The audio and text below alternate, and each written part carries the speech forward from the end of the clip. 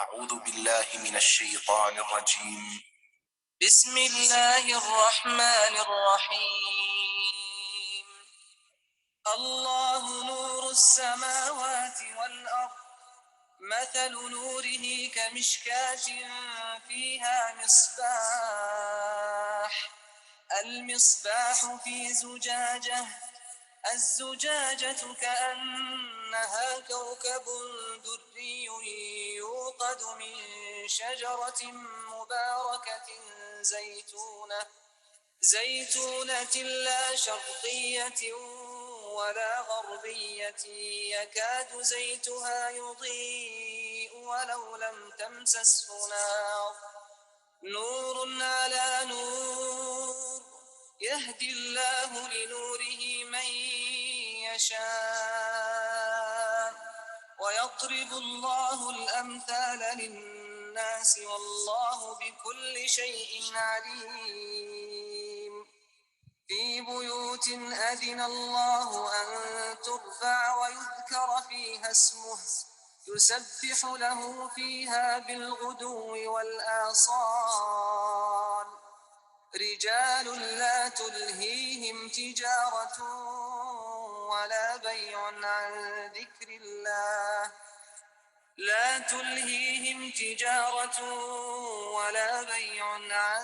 ذكر الله وإقام الصلاة وإيتاء الزكاة، يخافون يوما تتقلب فيه القلوب والأبصار، ليجزيهم الله أحسن ما عملوا ويزيدهم من فضله، والله يرزق من يشاء بغير حساب. والذين كفروا أعمالهم كسراب بقيعة يحسبه الظمآن ماء، حتى إذا جاءه لم يجده شيئا ووجد الله عنده فوفاه حسابه، والله سريع الحساب. أو كظلمات في بحر لج يغشاه موج من فوقه سحاب، ظلمات بعضها فوق بعض، إذا أخرج يده لم يكد يراها، ومن لم يجعل الله له نورا فما له من نور.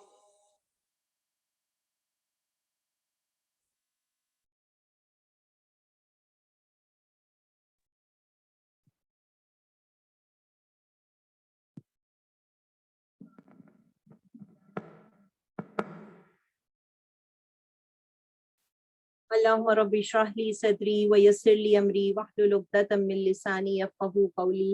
اللهم ارنا الحق حقا وارزقنا اتباعه وارنا الباطل باطلا وارزقنا اجتنابه، آمین یا رب العالمین۔ السلام علیکم ورحمۃ اللہ وبرکاتہ۔ سورہ نور کا ہم مطالعہ کر رہے ہیں۔ سورہ نور جس کا آغاز اللہ تعالیٰ نے ایک پرزور انداز میں جس کا آغاز ہوتا ہے، اور اس میں اللہ تعالیٰ اس کی نزول، اس کی فرضیت اور اس کے احکامات کو بیان کرتے ہیں اور کہتے ہیں کہ امید ہے کہ آپ اس ہدایات کو یاد رکھیں گے، لعلکم تذکرون۔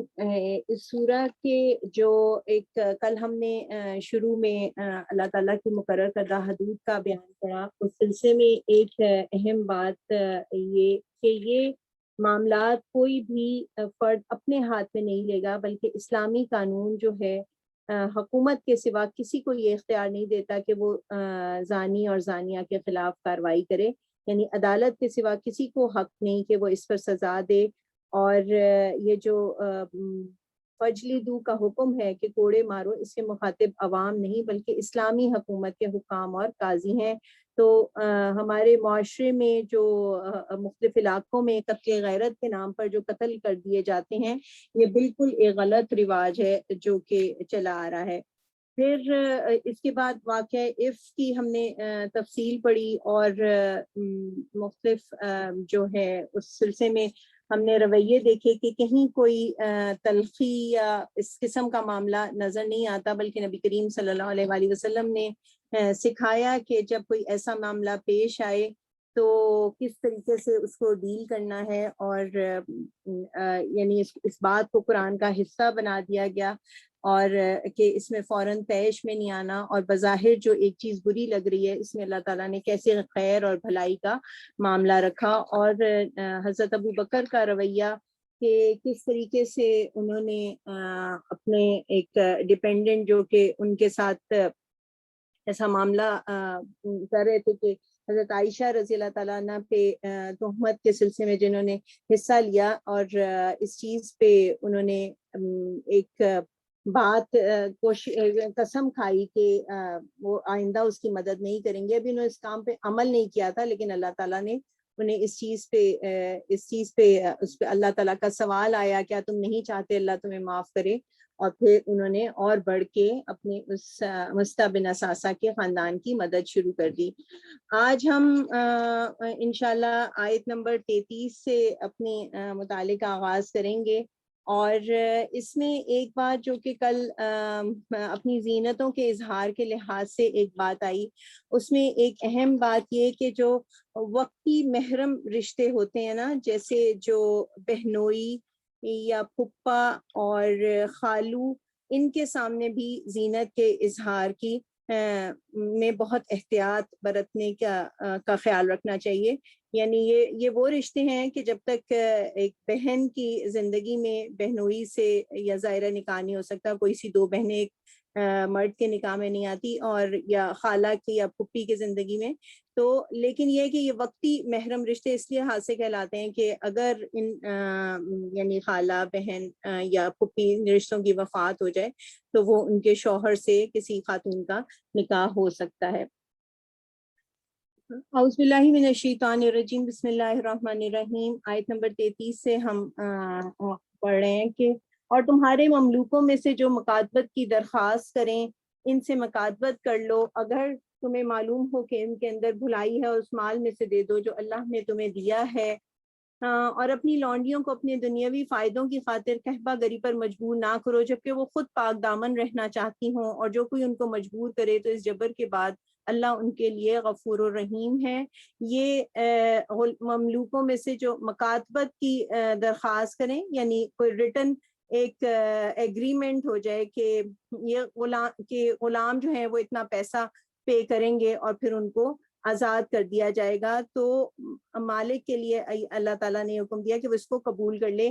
یہ غلامی کے خاتمہ کرنے کے مختلف سٹیپس ہیں جو کہ اس میں آتے ہیں کہ اور پھر اللہ تعالیٰ نے آہستہ آہستہ اس کو یعنی کس طریقے سے ختم کیا کہ ہم دیکھتے ہیں کہ شرعی جو حقوق ہیں، انسانی حقوق ہیں، وہ غلاموں کو بھی دیے گئے. ان سے اس میں دیکھیں کہ اس کو آہستہ آہستہ کس طرح سے ختم کیا کہ جیسے ہم پڑھتے ہیں فکو رقبہ، نیکی ہے کہ غلام کو آزاد کرنا، کفارے میں آزاد کر دیا جائے. یہاں پہ ہم نے دیکھا کہ نکاح کر دیا جائے. زکوٰۃ کی خصوصی مد میں بھی گردن چھڑانے کا کہا گیا. یعنی وہ شرعی حقوق، انسانی حقوق، اس سے یعنی غلاموں کا جو ایک کنٹرول تھا وہ انسانی معاشرے میں وہ کم کیا گیا. لوگ اپنے غلاموں سے جو پروسٹیٹیوشن کا کام کرواتے تھے، ان کی کمائی کھاتے تھے، اس کو ختم کیا گیا. قیدیوں کو فدیہ لے کر چھوڑا گیا. اور تو یہ اللہ تعالیٰ یہاں پہ یہی بتا رہے ہیں کہ ایسا ایگریمنٹ کر کے، اتنا پے کر کے اگر وہ اس طرح کی بات رکھیں تو انہیں آزاد کر دیا جائے. اور پھر اس میں جو آیا ہے کہ اپنی لونڈیوں کو، آیت نمبر 3، اپنی قحبہ گری پر مجبور نہ کرو. یہ تو کنیزیں تھیں، لونڈیاں تھیں، لیکن ہم دیکھیں کہ آج مارکیٹنگ اور شوبز کے نام پر مسلمان قوم کی بیٹیاں جو کچھ کر رہی ہیں، ہم دیکھیں یہ کون سی مجبوری ہے.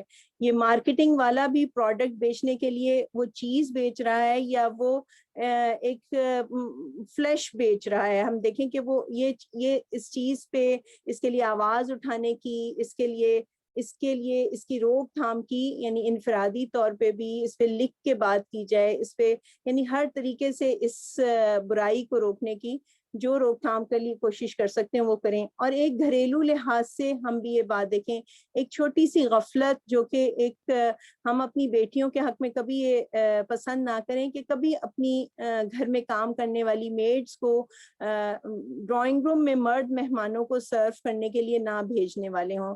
یعنی یہ وہ چیز ہے کہ ہم یعنی پردے دار گھرانوں میں بھی کئی دفعہ یہ ایک برائی نظر آ رہی ہوتی ہے کہ وہ ملازمہ کو یا کسی بھی کام کرنے والی خاتون کو جیسے ڈرائنگ روم میں مردوں کے پاس بھیج دینا چائے شربت سرو کرنے کے لیے، تو یہ کام ہم اپنے بیٹوں یا لڑکوں کے ذریعے کروانا چاہیے۔ آگے آیت نمبر 33 میں اللہ تعالیٰ آگے فرماتے ہیں، ہم نے صاف صاف 34 میں ہم نے صاف صاف ہدایات دینے والی آیات تمہارے پاس بھیج دی ہیں، اور ان قوموں کی عبرتناک مثالیں بھی تمہارے سامنے پیش کر چکے ہیں جو تم سے پہلے ہو گزری ہیں، اور وہ نصیحتیں ہم نے کر دی ہیں جو ڈرنے والوں کے لیے ہوتی ہیں۔ اللہ آسمانوں اور زمین کا نور ہے، کائنات میں اس کے نور کی مثال ایسی ہے جیسے ایک تاک میں چراغ رکھا ہو، چراغ ایک فانوس میں ہو، فانوس کا حال یہ ہو کہ جیسے موتی کی طرح چمکتا ہوا تارا، اور وہ چراغ زیتون کے ایک ایسے مبارک درخت کے تیل سے روشن کیا جاتا ہو جو نہ شرقی ہو نہ غربی، جس کا تیل آپ ہی آپ بھڑکا پڑتا ہو چاہے آگ اس کو نہ لگے۔ اس طرح روشنی پر روشنی بڑھنے کے تمام اسباب جمع ہو گئے ہوں۔ اللہ اپنے نور کی طرف جس کی چاہتا ہے رہنمائی فرماتا ہے، وہ لوگوں کو مثالوں سے بات سمجھاتا ہے، وہ ہر چیز سے خوب واقف ہے۔ اس کے نور کی طرف ہدایت پانے والے ان گھروں میں پائے جاتے ہیں جنہیں بلند کرنے کا اور جن میں اپنے نام کی یاد کا اللہ نے اذن دیا ہے۔ ان میں ایسے لوگ صبح شام اس کی تسبیح کرتے ہیں جنہیں تجارت اور خرید و فروخت اللہ کی یاد سے اور اقامت نماز و ادائے زکوٰۃ سے غافل نہیں کر دیتی۔ وہ اس دن سے ڈرتے رہتے ہیں جس میں دل الٹنے اور دیدے پھتھرا جانے کی نوبت آ جائے گی، اور وہ یہ سب کچھ اس لیے کرتے ہیں تاکہ اللہ ان کے بہترین اعمال کی جزا ان کو دے اور مزید اپنے فضل سے نوازے۔ اللہ جسے چاہتا ہے بے حساب دیتا ہے۔ یہ آیت نمبر 38 تک میں نے ترجمہ پڑھا ہے۔ یہاں پہ ایک تمثیل مکمل ہوتی ہے۔ اس رکوع میں جو ہے 3 تمثیلات کا ذکر ہے۔ یہ ایمان سے متعلق اور غیب سے متعلق جو گہرے حقائق ہیں، ان کو اللہ تعالیٰ ہمارے مشاہدے میں آنے والی کچھ چیزوں سے سمجھا رہے ہیں۔ یہ قرآن کی مشکل ترین تمثیل کہلاتی ہے۔ اللہ نور السماوات والارض، اللہ آسمانوں اور زمین کا نور ہے۔ اللہ کی مثال دینا ممکن نہیں ہے۔ عبداللہ بن عباس جو کہ تفسیر کے امام کہلاتے ہیں رضی اللہ تعالیٰ عنہ، وہ فرماتے ہیں کہ بندہ مومن کے دل میں اللہ پر ایمان کی کیفیت جو ہے اس کی تمثیل اس میں بیان کی جا رہی ہے۔ اب دیکھیے اس میں 5 چیزوں کا ذکر ہے۔ ایک ہے اللہ کائنات میں اس کے نور کی مثال ایسی ہے۔ اللہ کے نور سے مراد اللہ کا دین ہے، یہ آفاقی ہے، اللہ کی طرف سے ہے، چمکدار اور واضح ہے، اور اللہ کا دین زندگی کے ہر گوشے کو منور کرتا ہے۔ اب مومن کے دل میں اس کی اللہ پر ایمان کی جو کیفیت ہے اس کو ہم یوں سمجھتے ہیں کہ ایک طاق ہے، اس میں ایک چراغ رکھا ہے، یہ 2 چیزیں آئیں۔ چراغ ایک فانوس میں ہے، نمبر 3، اور وہ چراغ زیتون کے مبارک درخت کے تیل چوتھی چیز آئی، اور 5ویں چیز آگ اس کو نہ لگے یا نہ لگے وہ آپ ہی بھڑکا پڑتا ہے۔ یہ 5 چیزوں کا یہاں پہ بیان آیا۔ دیکھیے ایک محراب ہے، اس کے اندر ایک چھوٹی سی کھڑکی نما دیکھیے چیز، اس کے اندر ایک فانوس ہو، شینڈلیئر ٹائپ دیکھیں، فانوس کے اندر چراغ، اور چراغ کے نیچے زیتون کا تیل جو خود ہی جل پڑتا ہے، اتنا وہ پیور اور شفاف ہے۔ اور فانوس دیکھیں ہم سمجھتے ہیں نا گھروں میں جو لگے ہوتے ہیں شینڈلیئر، اس میں کیسے روشنی ملٹی پلائی ہوتی ہے، اور پھر وہ روشنی ایک روشنی کتنی روشنیاں اس سے نکلتی ہیں۔ تو اللہ تعالیٰ کیا فرما رہے ہیں کہ یہاں پہ جو انسان، اس کو ہم یوں سمجھیں جو یہ مثال دی گئی کہ انسان کے سینہ، ہم دیکھیں جو ہمارا جسم ہے اس میں ہمارا جو سینہ ہے یہ ایک پنجرے کی مانند ہے، اس کے اندر ایک ہمارا دل ہے۔ دل کے اندر کیا چیز ہے؟ نور ایمان، ضمیر یہ وہ چیز ہے. اس کو جو اندر ایمان ہے ہمارے اندر اللہ تعالیٰ نے ایک ضمیر رکھا اس دل کے اندر, جو اللہ تعالیٰ بھی فرماتے ہیں کہ ہر بچہ دین فطرت پر پیدا ہوتا ہے. پھر اس کے ماں باپ ہوتے ہیں جو اس کو یہودی مجوسی یا نصرانی پیدا ہوتے ہیں, یعنی یہودی مجوسی یا نصرانی بنا دیتے ہیں. تو دیکھیے اصل میں یہ نہیں ہوتا کہ کیا ہوتا ہے, یہ ارد گرد کے ماحول کا رنگ اور زنگ اس پہ چڑھ جاتا ہے نا. تو اندر کیا ہے کہ وہ نور ایمان اور ضمیر موجود ہے. اب ایمان کا یہ جو فطرت میں اندر ہم سے اللہ کا ایک تعارف موجود ہے, یہ ایمان کا تیل یا ایمان کی جو روشنی ہے یہ ایک نور ہے. اندر ضمیر ہے جو اللہ کا تعارف ہے وہ موجود ہے. اب اس نور فطرت کو, جو دین فطرت پہ بچہ پیدا ہوتا ہے یا ہم سب کے اندر جو ایک اللہ کا تعارف موجود ہے, اس کو روشن کرنے کی ضرورت ہے. جیسے عام تیل وہ روشن ہوتا ہے ایک آگ سے, یہ جو اندر نور ہے, نور فطرت ہے, اس والے معاملے کو روشنی ملے گی کسے؟ نور وحی سے, جو نبی کریم صلی اللہ علیہ وآلہ وسلم کی زبان سے اللہ تعالیٰ کا کلام ہم تک پہنچا. اور یہ نور جب آ کر اندر کے تیل کو, اندر کے ضمیر کو, اندر کے ایمان کو روشن کرتے ہیں, تو یہ اندر نور ایمان والا چراغ جو ہے وہ روشن ہو جاتا ہے.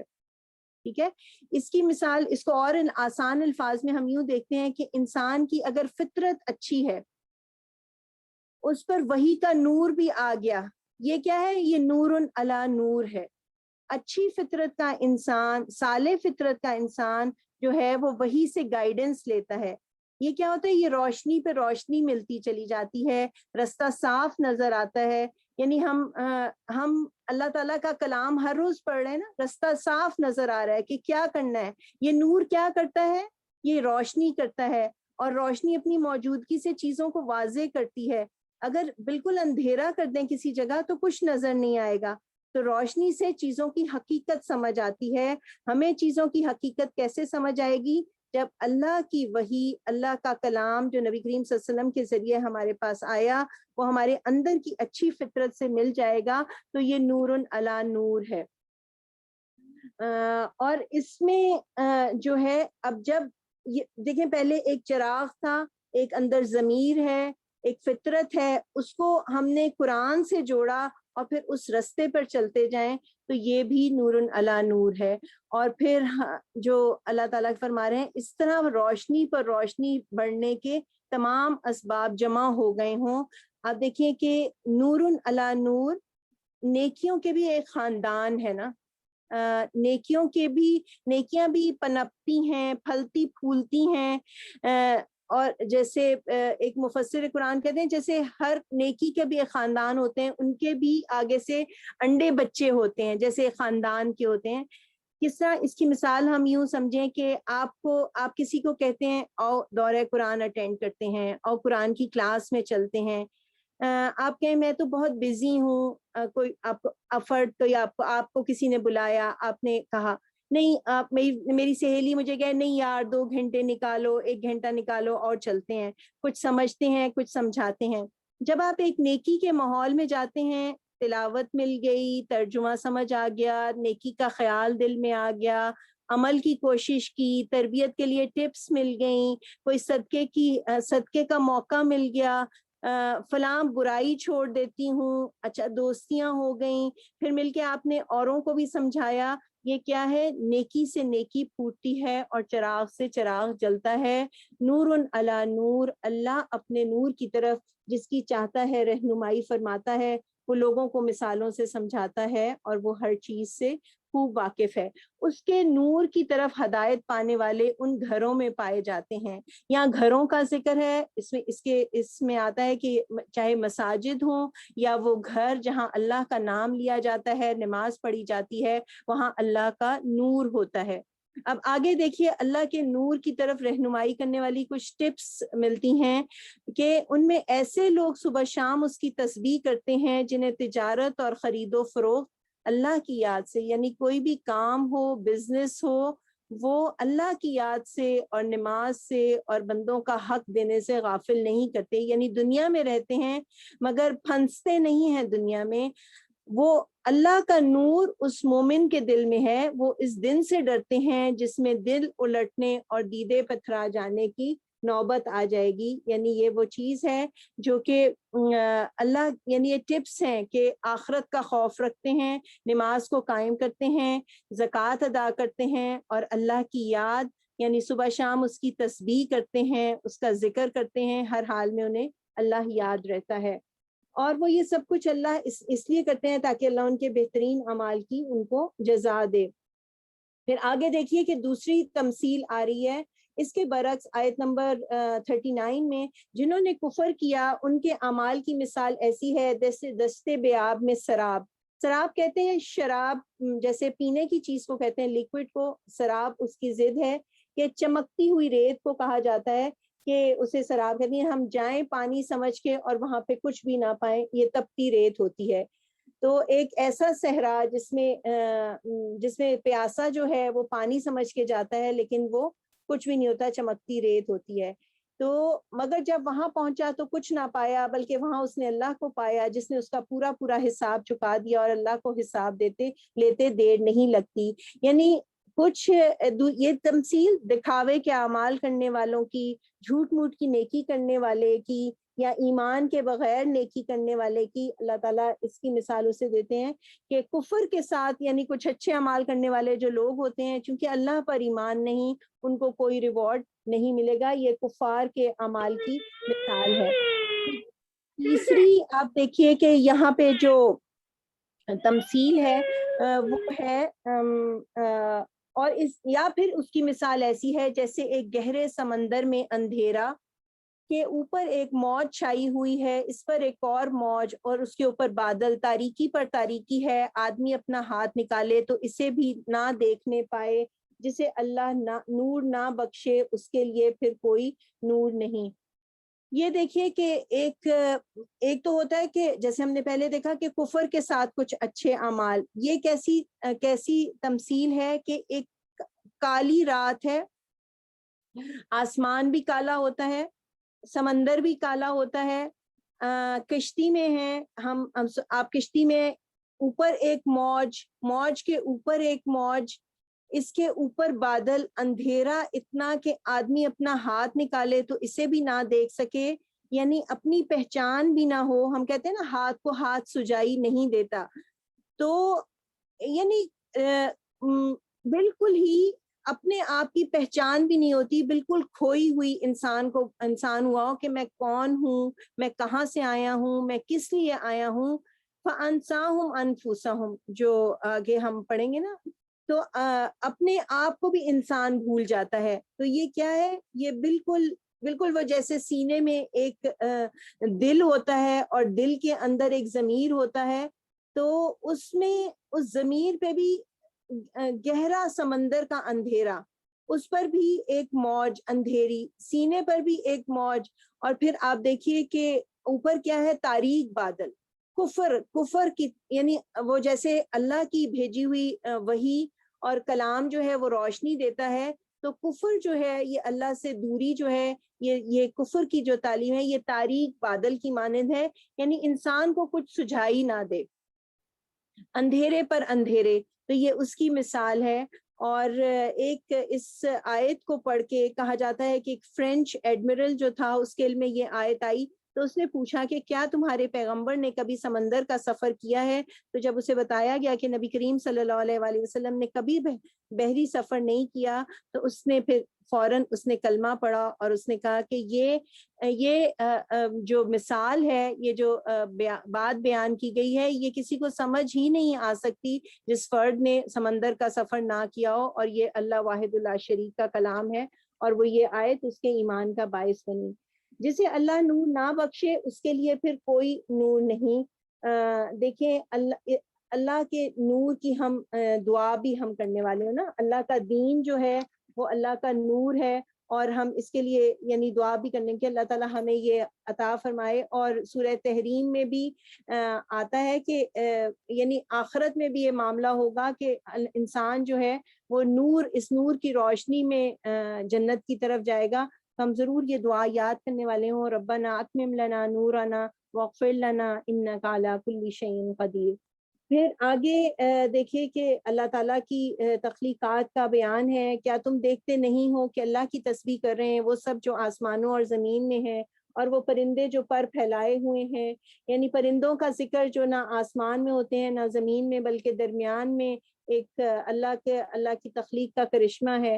ہر ایک اپنی نماز اور تسبیح کا طریقہ جانتا ہے. یہ ایمانیات سے متعلق آیات ہیں، ہمارے ارد گرد پھیلی ہوئی اللہ کی نشانیاں ہیں، اور یہ سب جو کچھ کرتے ہیں اللہ اس سے باخبر رہتا ہے. آسمانوں اور زمین کی بادشاہی اللہ ہی کے لیے ہے، اور اسی کی طرف سب کو پلٹنا ہے. یعنی اللہ تعالیٰ کائنات میں غور و فکر کی ہر سورہ میں کچھ دیر بعد دیکھیے کہ دعوت دیتے ہیں. کبھی اپنے اوپر انسان کو غور و فکر، اپنی ذات میں، کبھی اللہ کے ارد گرد پھیلی ہوئی نشانیوں پہ اس پہ غور و فکر، تاکہ اس کے ذریعے ہم اللہ سے جڑ جائیں، اللہ کے ساتھ ہمارا کنیکشن مضبوط ہو. کیا تم دیکھتے نہیں ہو کہ اللہ بادل کو آہستہ آہستہ چلاتا ہے، پھر اس کے ٹکڑوں کو باہم جوڑتا ہے، پھر اسے سمیٹ کر ایک کثیف ابر بنا دیتا ہے. پھر تم دیکھتے ہو کہ اس کے قول میں سے بارش کے قطرے ٹپکتے چلے آتے ہیں، اور وہ آسمان سے ان پہاڑوں کی بدولت جو اس میں بلند ہیں اولے برساتا ہے. پھر جسے چاہتا ہے ان کا نقصان پہنچاتا ہے، اور جسے چاہتا ہے ان سے بچا لیتا ہے. اس کی بجلی کی چمک نگاہوں کو خیرہ کیے دیتی ہے. رات اور دن کا الٹ پھیر وہی کر رہا ہے. اس میں ایک سبق ہے آنکھوں والوں کے لیے. اور اللہ نے ہر جاندار ایک طرح کے پانی سے پیدا کیا. کوئی پیٹ کے بل چل رہا ہے تو کوئی 2 ٹانگوں پر اور کوئی 4 ٹانگوں پر. جو کچھ وہ چاہتا ہے پیدا کرتا ہے. وہ ہر چیز پر قادر ہے. ہم نے صاف صاف حقیقت بتانے والی آیات نازل کر دی ہیں. آگے صراط مستقیم کی طرف ہدایت اللہ ہی جسے چاہتا ہے دیتا ہے. اللہ سے ہر وقت صراط مستقیم کی دعا مانگا کریں. شعور کے ساتھ نماز جب ہم پڑھیں تو اہدنا الصراط المستقیم، یا اللہ ہمیں سیدھے رستے پر چلا. آگے منافقین کا ذکر ہے، اور ان کے ساتھ کنٹراسٹ کے طور پہ ایمان والوں کا بھی تذکرہ ہے. آیت نمبر 47 میں یہ لوگ کہتے ہیں کہ ہم ایمان لائے اللہ اور رسول پر، اور ہم نے اطاعت قبول کی، مگر اس کے بعد ان میں سے ایک گروہ اطاعت سے منہ موڑ جاتا ہے. ایسے لوگ ہرگز مومن نہیں ہیں. جب ان کو بلایا جاتا ہے اللہ اور رسول کی طرف تاکہ رسول ان کے آپس کے مقدمے کا فیصلہ کریں، تو ان میں سے ایک فریق کترا جاتا ہے. البتہ حق ان کی موافقت میں ہو تو رسول کے پاس بڑے اطاعت کیش بن کر آ جاتے ہیں. کیا ان کے دلوں کی وہ منافقت کا روگ لگا ہوا ہے، یا یہ شک میں پڑے ہوئے ہیں، یا ان کو یہ خوف ہے کہ اللہ اور اس کا رسول ان پر ظلم کرے گا؟ اصل بات یہ ہے کہ ظالم تو یہ لوگ خود ہیں. ایک دیکھیے کہ ایک زبانی ایمان لانا اور ایک واقعی پریکٹیکلی ایمان لانا. اس کے لیے کیا ہے کہ جو بھی میری کنفیوژنز ہیں، جو بھی میرے ڈسپیوٹڈ معاملات ہیں، اسے اللہ اور رسول کی تعلیمات کی روشنی میں دیکھوں. جو فیصلہ آ جائے اس پہ سمینا و اطانا، یہ ایک مومن کا رویہ ہونا چاہیے. آگے دیکھیے کہ ایمان لانے والوں کا کام تو یہ ہے کہ جب وہ اللہ اور رسول کی طرف بلائے جائیں تاکہ رسول ان کے مقدمے کا فیصلہ کرے، یا اب یہاں سے ایمان والوں کا تذکرہ شروع ہوتا ہے، تو وہ کہیں کہ ہم نے سنا اور اطاعت کی. سمینا و اطانا یہ ہے جس کا ہم شروع سے دیکھیے تذکرہ پڑھ رہے ہیں. اب ایسے ہی لوگ فلاح پانے والے ہیں اور کامیاب وہی ہیں. کامیاب ہونے کے لیے دیکھیے آگے 4 شرائط آ رہی ہیں. جو اللہ اور رسول کی فرما برداری کریں، یعنی اللہ کا حق ادا کرنے والے ہوں، رسول کی سنت، رسول کے طریقے پر پورے طریقے سے عمل کرنے والے ہوں، اور اللہ سے ڈریں. یعنی جو ہو گیا اللہ سے خوف رکھنا، پچھلی عمر کا جائزہ لینا، ہم اللہ سے ڈرنے والے ہوں، اور آئندہ کے لیے اس کی نافرمانی سے بچنے والے ہوں. یعنی یہ 4 ٹپس ہیں جو کہ کامیاب ہونے والوں کے اللہ تعالیٰ بتا رہے ہیں کہ شرائط ہیں. پھر آگے یہ منافق اللہ کے نام سے کڑی کڑی قسمیں کھا کر کہتے ہیں کہ آپ حکم دیں تو ہم گھروں سے نکل کھڑے ہوں. ان سے کہو قسمیں نہ کھاؤ، تمہاری اطاعت کا حال معلوم ہے، تمہارے کرتوتوں سے اللہ بے خبر نہیں ہے. کہو اللہ کے مطیع بنو اور رسول کے تابع فرمان بن کر رہو. لیکن اگر تم منہ پھیرتے ہو تو خوب جان لو کہ رسول پر جس فرض کا بار رکھا گیا ہے اس کا ذمہ دار وہ ہے، اور تم پر جس فرض کا بار ڈالا گیا ہے اس کے ذمہ دار تم. اس کی اطاعت کرو گے تو خود ہی ہدایت پاؤ گے، ورنہ رسول کی ذمہ داری اس سے زیادہ کچھ نہیں ہے کہ صاف صاف حکم پہنچا دے. نبی کریم صلی اللہ علیہ وسلم اجتماعیت کے امیر کی ایک ذمہ داری اور ساتھیوں کی اپنی ذمہ داری دونوں کا یہاں پہ بیان ہے کہ رسول کی ذمہ داری کہ وہ صاف صاف بات پہنچا دیں، اور انہوں نے ہم تک بات پہنچا دی، اس پہ امت کی گواہی بھی لے لی، اللہم اشہد اللہم اشہد، حجۃ الوداع کے موقع پر کہ اے اللہ آپ گواہ رہیے گا، میں نے ان کو پیغام پہنچا دیا۔ اب آپ کے امتی ہونے کی حیثیت سے ہم سب پر کیا ہے؟ اطاعت کی ذمہ داری۔ یہ اطاعت جو ہے یہ ہدایت کے راستے پر صراط مستقیم کی طرف لے کر جائے گی۔ اگلی آیت جو 55 آیت 55 ہے، یہ آیت استخلف کہلاتی ہے کہ اللہ نے خلافت عطا کرنے کا وعدہ فرمایا۔ اللہ نے وعدہ فرمایا ہے تم میں سے ان لوگوں کے ساتھ جو ایمان لائیں اور نیک عمل کریں کہ وہ ان کو اسی طرح زمین میں خلیفہ بنائے گا جس طرح ان سے پہلے گزرے ہوئے لوگوں کو بنا چکا ہے، ان کے لیے ان کے اس دین کو مضبوط بنیادوں پر قائم کرے گا جسے اللہ تعالیٰ نے ان کے حق میں پسند کیا ہے، اور ان کی موجودہ حالت خوف کو امن سے بدل دے گا، پس وہ میری بندگی کریں اور میرے ساتھ کسی کو شریک نہ کریں، جو اس کے بعد کفر کرے تو ایسے ہی لوگ فاسق ہیں۔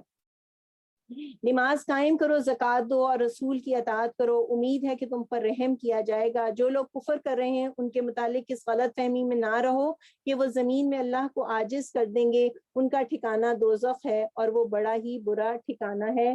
یہ آیت استخلف کہلاتی ہے کہ جب مومنین کی زندگیوں میں، جب ایمان والوں کی زندگیوں میں اور ان کے قلوب میں ایمان اچھی طرح بیٹھ جائے گا تو پھر انہیں استخلاف فی الارض نصیب ہوگا۔ یہاں پہ اللہ تعالیٰ نے اس کے لیے شرائط سامنے رکھ دیں، اور نبی کریم صلی اللہ علیہ وسلم کی بشارت پر ہمارا ایمان ہے۔ مسلم شریف کی روایت ہے کہ آپ صلی اللہ علیہ وسلم نے فرمایا مجھے پوری زمین کے مشارق و مغارب سمیٹ کر دکھا دیے گئے ہیں، اور میری امت کی حکومت جو ہے وہ ان تمام علاقوں تک پہنچے گی جو مجھے دکھائے گئے۔ اب اس کے لیے اللہ تعالیٰ نے کیا شرائط رکھی کہ جو ایمان لائیں اور نیک عمل کریں، اور اللہ تعالیٰ پھر ان کے لیے دین کو مضبوط بنیادوں پر قائم کرے گا جو اللہ نے پسند کیا ہے۔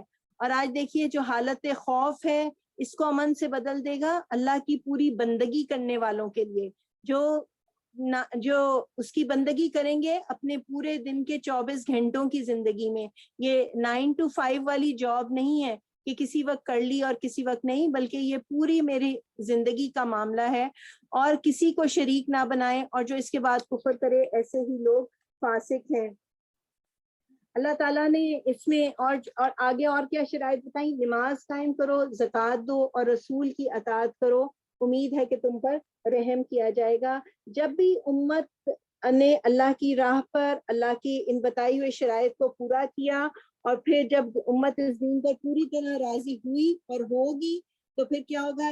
وہ اللہ تعالیٰ ان کو اپنا وعدہ پورا کرے گا۔ اور جب بھی امت نے ان شرائط کی مخالفت کی اور جب کرے گی تو وہ ذلیل ہوئی ہے اور ہو کر رہے گی۔ جب وہ دوسری قوموں کی جو ہے غلامی میں رہے گی، اللہ کی غلامی سے نکلنے کی کوشش کرے گی، تو اس کو دنیا کی اقوام کے کے مقابلے میں اسے قیادت سے گرایا گیا اور گرائی جائے گی، اور خوف طاری رہے گا اور ہوگا، اور دشمن اسے اچک لے گا اور چک لیا جائے گا۔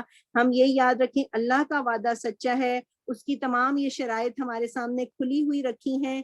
اب جو بھی چاہے وہ شرائط پوری کر کے آزما لے، جو اللہ کے ساتھ کیے ہوئے وعدے کو پورا کرے گا تو اللہ اس سے زیادہ وعدوں کو پورا کرنے والا ہے۔ دیکھیے پیاری بہنوں، اس کے بعد پھر مضمون تبدیل ہوتا ہے۔ معاشرتی زندگی کے حوالے سے مزید ہدایات ہمیں مل رہی ہیں۔ اللہ تعالیٰ فرما رہے ہیں اے لوگو جو ایمان لائے ہو۔ ہم اس بات کو دیکھیں کہ قرآن مجید میں جگہ جگہ یہ بات آتی ہے یا ایھا الذین آمنو یا ایھا الذین آمنو۔ تو عبداللہ بن مسعود رضی اللہ تعالیٰ عنہ فرماتے ہیں کہ جہاں کہیں یا ایھا الذین آمنو آئے تو کان کھول کے سنو کہ یہ بات تم سے کہی جا رہی ہے۔ تو گویا یہ اللہ تعالیٰ ہمیں اس دنیا میں رہنے والے مختلف ہوم ورکس دے رہے ہیں کہ اے میرے بندوں یہ اور یہ کام کر کے آنا۔ تو ابھی دیکھیں کہ بالکل ایک اللہ تعالیٰ نے ایک معاشرتی زندگی کے حوالے سے مزید ہدایات کا یہاں پہ آ رہا ہے بیان، کہ ایک بیڈ رومز کے متعلق بھی اللہ تعالیٰ نے ہمیں ہدایت دی، اس کے بھی ہمیں کھول کھول کے یعنی ہمیں طریقے بتا دیے کہ اے لوگوں جو ایمان لائے ہو، لازم ہے کہ تمہارے مملوک یعنی تمہارے جو تمہارے سرونٹس یا تمہارے غلام اور تمہارے وہ بچے جو ابھی عقل کی حد کو نہیں پہنچے ہیں 3 اوقات میں اجازت لے کر تمہارے پاس آیا کریں. نمبر 1 صبح کی نماز سے پہلے، دوپہر کو جب کہ تم کپڑے اتار کر رکھ دیتے ہو، اور نمبر 3 عشاء کی نماز کے بعد. سبحان اللہ، دیکھیے کہ قرآن میں کیسی کیسی تعلیمات ہیں. اور اللہ نے ہمیں دنیا میں اپنے ایک کام سے بھیجا، اپنی خلیفہ بنا کر بھیجا، اور اس کے لیے ہمارے لیے تمام چیزیں بھی مسخر کر دی، اور ہر چیز کی ہمیں ہدایت بھی دے کر بھیجا کہ دیکھو میرے بندوں ایسے اور ایسے رہنا. اس میں دیکھیے کہ ہمیں بڑی بڑی ہدایات بھی ملتی ہیں اور چھوٹی چھوٹی بھی ہمیں تفصیلات ملتی ہیں. تو اس میں جو بیان ہے کہ بچوں کی تربیت کے لیے یہ بات ہے. اور پہلے چونکہ لاکس وغیرہ نہیں ہوتے تھے بلکہ پردے لٹکے ہوئے ہوتے تھے، تو اس کے لیے یہ بیان کیا گیا کہ ان بچوں کو روکنا ہے جو ابھی بالغ نہیں ہوئے، جو ابھی عقل کی حد کو نہیں پہنچے. اور یہ دیکھیے کہ اب تو اور دوپہر کے جو کیلولے کا وقت ہوتا ہے، اب تو چونکہ ان نیچرل لائف سٹائل ہو گیا ہے کہ کیلولا ہماری روٹین میں نہیں رہا، لیکن یہ 3 اوقات بتائے گئے. اللہ تعالیٰ فرما رہے ہیں یہ 3 وقت تمہارے لیے پردے کے اوقات ہیں.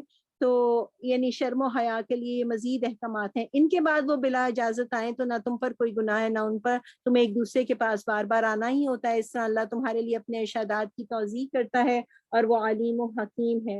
اور جب تمہارے بچے عقل کی حد کو پہنچ جائیں تو چاہیے کہ اسی طرح اجازت لے کر آیا کریں جس طرح ان کے بڑے اجازت لیتے رہیں. اس طرح اللہ اپنی آیات تمہارے سامنے کھولتا ہے اور وہ علیم و حکیم ہے، یعنی نوک کر کے اور اجازت لے کر آئیں گے. آگے بوڑھی عورتوں کے لیے ایک رخصت ہے جس کا بیان ہے کہ اور جو عورتیں جوانی سے گزر بیٹھی ہوں، نکاح کی امیدوار نہ ہوں، یعنی نہ ان کے لیے مردوں میں کشش ہو نہ مردوں کو ان میں کشش ہو، وہ اگر اپنی چادریں اتار کر رکھ دیں تو ان پر کوئی گناہ نہیں. دیکھیے یہ بشرطے کہ زینت کی نمائش کرنے والی نہ ہو، یعنی زینت کا جو پردہ ہے نا اس کا حکم تمام عمر کے لیے ہے، تاہم وہ بھی حیاداری ہی برتیں تو ان کے حق میں اچھا ہے، اور اللہ سب کچھ سنتا اور جانتا ہے.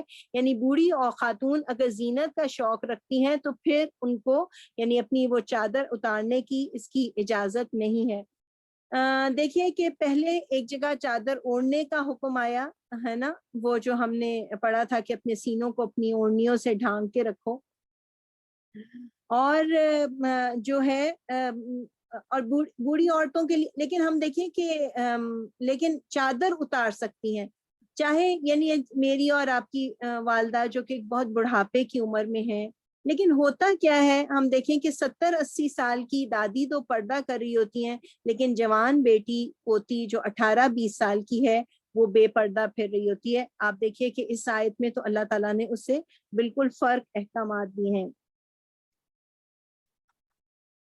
پھر آگے دیکھیے کہ کھانے کے آداب بتائے گئے. کوئی حرج نہیں اگر کوئی اندھا یا لنگڑا یا مریض کسی کے گھر سے کھا لے، اور تمہارے اوپر اس میں کوئی مذائقہ ہے کہ اپنے گھروں سے کھاؤ یا اپنے باپ دادا کے گھروں سے یا اپنی ماں نانی کے گھروں سے یا اپنے بھائیوں کے گھروں سے یا اپنی بہنوں کے گھروں سے یا اپنے چچاؤں کے گھروں سے یا اپنی پھپھیوں کے گھروں سے یا اپنے ماموں کے گھروں سے یا اپنی خالاؤں کے گھروں سے یا ان گھروں سے جن کی کنجیاں تمہاری سپردگی میں ہوں یا اپنے دوستوں کے گھروں سے. اس میں بھی کوئی حرج نہیں کہ تم لوگ مل کر کھاؤ یا الگ الگ. البتہ جب گھروں میں داخل ہوا کرو تو اپنے لوگوں کو سلام کیا کرو. دعائے خیر اللہ کی طرف سے مقرر فرمائی ہوئی بڑی بابرکت اور پاکیزہ. اس طرح اللہ تمہارے سامنے آیات بیان کرتا ہے، توقع ہے کہ تم سمجھ بوجھ سے کام لوگے. دیکھیں کہ اس میں 11 قسم کے گھروں کا ذکر آ رہا ہے، اور خاندانی نظام اس میں دیکھیں کہ بتایا جا رہا ہے کتنا پیارا دین ہے جو کہ خاندان کو ایک جوڑ کے رکھنا چاہتا ہے. معاملہ تکلفات کا بھی نہ ہو، یعنی ان رشتوں میں دعوت نامے کی ضرورت نہیں ہے. مثلا ہم اپنی خالہ کے گھر پھوپھی کے گھر جائیں اور کہیں کہ بہت بھوک لگ رہی ہے روٹی بنا دیں، تو ہمارے کوئی بھانجے بھتیجے یعنی یہ ہمارے گھروں میں آئیں تو یہ کیا ہے کہ یہ ایک بے تکلفی کا ماحول یعنی اس طرح سے ہو. کیونکہ جب قرآن مجید نازل ہوا اور اس وقت کے لوگ یعنی اتنے کانشیس ہو گئے تھے، اور اہل عرب کی ذہنی یعنی وہ حلال حرام اور جائز ناجائز کی تمیز کے معاملے میں ان کی بہت زیادہ حس انتہائی نازک ہو گئی تھی، تو وہ بہت احتیاط برتنے لگے. تو پھر یہ آیت جو ہے وہ نازل ہوئی، اور اس کے بعد سلام کا پھر ذکر آتا ہے کہ سلام کیا کرو، السلام علیکم ورحمۃ اللہ وبرکاتہ جو ہے یہ اس کا یہ ہے کہ یہ ایک اعلان بھی ہے، ایک وعدہ بھی ہے اور ایک ذمہ داری بھی ہے، یعنی کہ میری طرف سے پوری سلامتی تم کو حاصل ہوگی۔ اب آگے دیکھیے ایک اور آداب بتائے جا رہے ہیں، مومن آرگنائزیشنز کیسے چلیں گی، ایک جماعت کے اجتماعیت، نظم جماعت کیسے چلے گا، اس کے آداب۔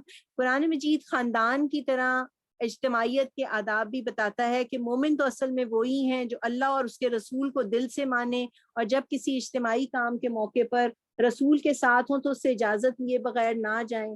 جو لوگ تم سے اجازت مانگتے ہیں وہی اللہ اور رسول کے ماننے والے ہیں، بس جب وہ اپنے کسی کام سے اجازت مانگے تو جسے تم چاہو اجازت دے دیا کرو، اور ایسے لوگوں کے حق میں اللہ سے دعائے مغفرت کیا کرو، اللہ یقیناً غفور الرحیم ہے۔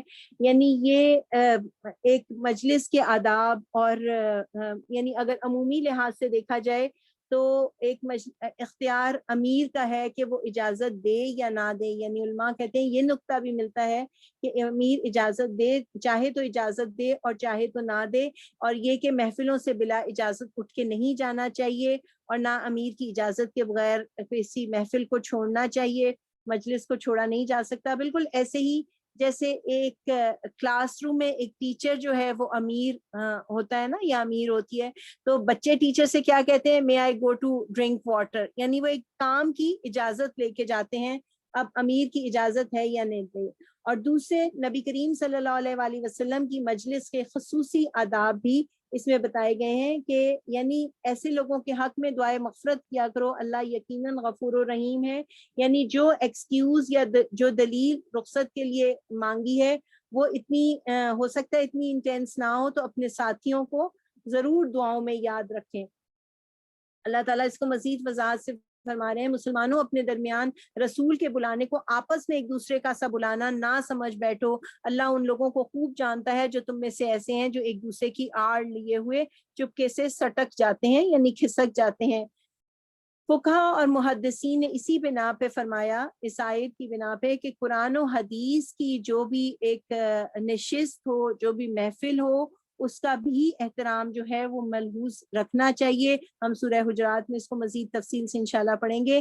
یہ عام محفل یا عام نشست کی انویٹیشن نہیں ہے، یعنی اس میں سنجیدگی سے اور ادب اور احترام کا تقاضا یہ ہے کہ اس میں بہت اس کو ایک پوری دل جمعی اور پوری توجہ سے اس میں بیٹھا جائے۔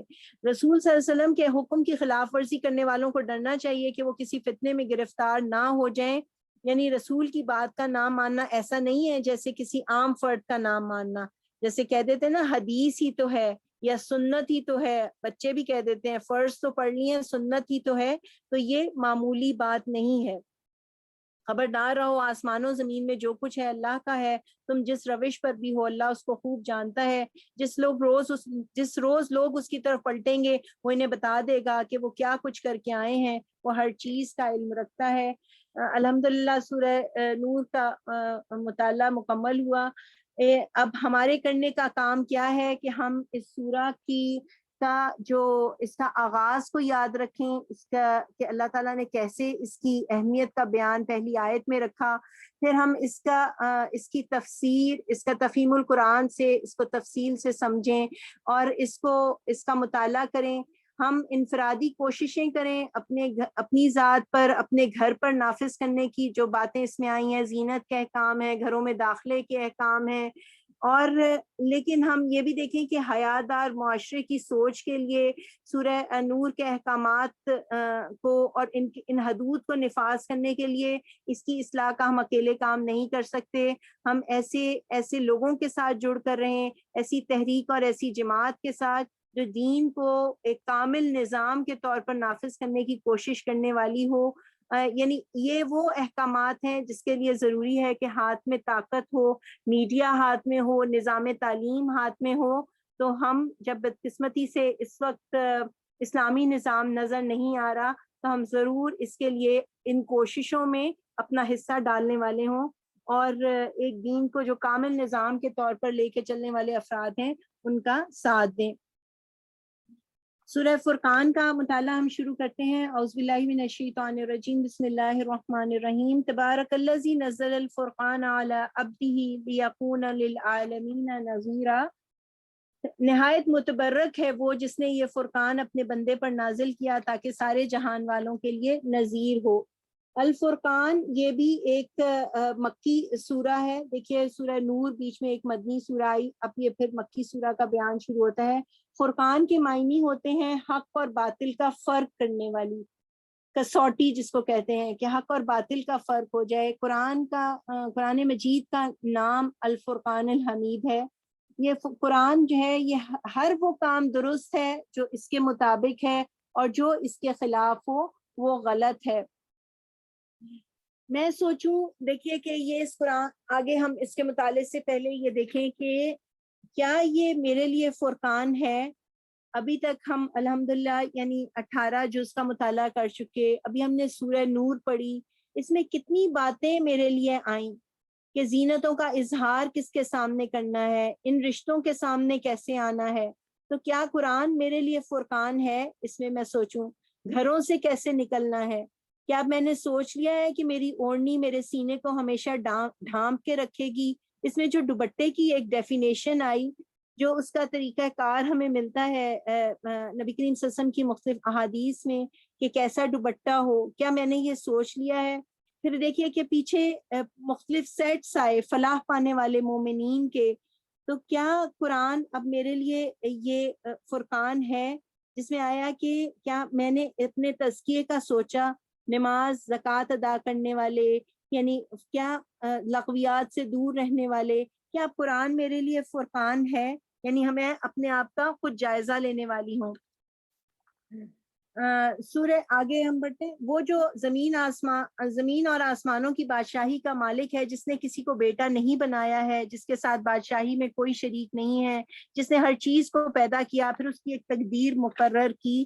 یہ سورہ فرقان کی جو دوسری آیت ہے, یہ اس میں توحید کا بیان ہے. اور نبی کریم صلی اللہ علیہ وسلم کے گھرانے کا یہ قاعدہ تھا کہ آپ کے نبی کریم صلی اللہ علیہ وسلم کا قاعدہ تھا کہ آپ کے خاندان میں جب کسی بچے کی زبان کھل جاتی تھی تو آپ یہ آیت اسے سکھاتے تھے. یعنی توحید کا پورا تصور اور نقش جو ہے وہ ذہن میں بٹھانے کے لیے یہ آیت ایک بہترین ذریعہ ہے. تو ہم سب کو چاہیے کہ بچے جب بولنا شروع کریں تو ان کو یہ سکھائی جائے, کیونکہ یہ نبی کریم صلی اللہ علیہ وسلم کے گھرانے میں بچوں کو سکھائے جانے والی آیات میں سے ایک آیت ہے.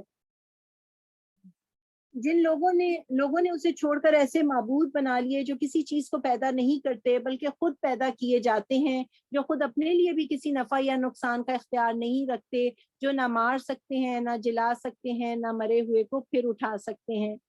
جن لوگوں نے نبی کی بات ماننے سے انکار کر دیا ہے وہ کہتے ہیں کہ یہ فرقان ایک من گھڑت چیز ہے جسے اس شخص نے آپ ہی گھڑ لیا ہے, اور کچھ دوسرے لوگوں نے اس کام میں اس کی مدد کی ہے. بڑا ظلم اور سخت جھوٹ ہے جس پر یہ لوگ اتر آئے ہیں. کہتے ہیں یہ پرانے لوگوں کی لکھی ہوئی چیزیں ہیں جنہیں یہ شخص نقل کراتا ہے اور وہ اسے صبح و شام سنائی جاتی ہیں. آج بھی یہ بات ہمیں سننے کو ملتی ہے نا کہ یہ 1400 سال پرانی باتیں ہیں, یہ آج کل امپلیمنٹ نہیں ہو سکتی. تو بالکل یہ مکی دور میں جب نبی کریم صلی اللہ علیہ وسلم پر اللہ کا کلام اترا تو اس وقت بھی اسی قسم کے اعتراضات آپ پر کیے جاتے تھے کہ یہ پرانے لوگوں کی لکھی ہوئی چیزیں ہیں. اے محمد صلی اللہ علیہ وسلم ان سے کہو کہ اسے نازل کیا ہے اس نے جو زمین اور آسمانوں کا بھید جانتا ہے, حقیقت یہ ہے کہ وہ بڑا غفور الرحیم ہے. کہتے ہیں یہ کیسا رسول ہے جو کھانا کھاتا ہے اور بازاروں میں چلتا پھرتا ہے, کیوں نہ اس کے پاس کوئی فرشتہ بھیجا گیا جو اس کے ساتھ رہتا اور نہ ماننے والوں کو دھمکاتا, یا اور کچھ نہیں تو اس کے لیے تو خزانہ ہی اتار دیا جاتا, یا اس کے پاس کوئی باغ ہی ہوتا جس سے یہ اطمینان کی روزی حاصل کرتا. اور ظالم کہتے ہیں تم لوگ تو ایک سحر زدہ آدمی کے پیچھے لگ گئے ہو, دیکھو کیسی کیسی عجیب حجتیں یہ لوگ تمہارے آگے پیش کر رہے ہیں. ایسے بہکے ہیں کہ کوئی ٹھکانے کی بات ان کو نہیں سوچتی. بڑا بابرکت ہے وہ جو اگر چاہے تو ان کی تجویز کردہ چیزوں سے بھی زیادہ بڑھ چڑھ کر تم کو دے سکتا ہے. ایک نہیں بہت سے باغ جن کے نیچے نہریں بہتی ہوں اور بڑے بڑے محل. اصل بات یہ ہے کہ یہ لوگ اس گھڑی کو جھٹلا چکے ہیں, اور جو اس گھڑی کو جھٹلائے اس کے لیے ہم نے بھڑکتی آگ مہیا کر رکھی ہے. اللہ تعالیٰ کہہ رہے ہیں یہ جو بیکار سے سوالات کرتے ہیں نا، یہ جو کہہ رہے ہیں کہ کبھی تم کوئی خزانہ لا کے دکھاؤ، محل بنا کے دکھا دو اور تمہارے لیے یہ اور فرشتے اتر آئیں، تو اصل بات کیا ہے کہ یہ دراصل اس گھڑی کا جھٹلانا ہے. رسول کے ساتھ مسئلہ نہیں ہے، وہ تو صادق و امین کا خود نبی کریم صلی اللہ علیہ وسلم کو ٹائٹل دے چکے تھے. اصل مسئلہ کیا ہے؟ نبی کریم صلی اللہ علیہ وسلم کے پیغام کے ساتھ مسئلہ ہے. انہیں واپس پلٹ کر، اللہ تعالیٰ کہہ رہے ہیں واپس پلٹ کر جانا ہے، یعنی اس گھڑی کو جھٹلاتے ہیں، اپنے آپ کو، اپنی زندگی کو تبدیل نہیں کرنا چاہتے نا، کہ آخرت میں پیش ہونا ہے. یہ بات ہضم نہیں ہوتی کہ ان سب باتوں کا جواب دینا ہوگا. وہ کیسی جگہ ہوگی؟ وہ جب دور سے ان کو دیکھے گی تو یہ اس کے غضب اور جوش کی آوازیں سن لیں گے، اور جب یہ دستوں پا بستہ اس میں ایک تنگ جگہ ٹھونسے جائیں گے تو اپنی موت کو پکارنے لگیں گے. اس وقت ان سے کہا جائے گا کہ آج ایک موت کو نہیں، بہت سی موتوں کو پکارو.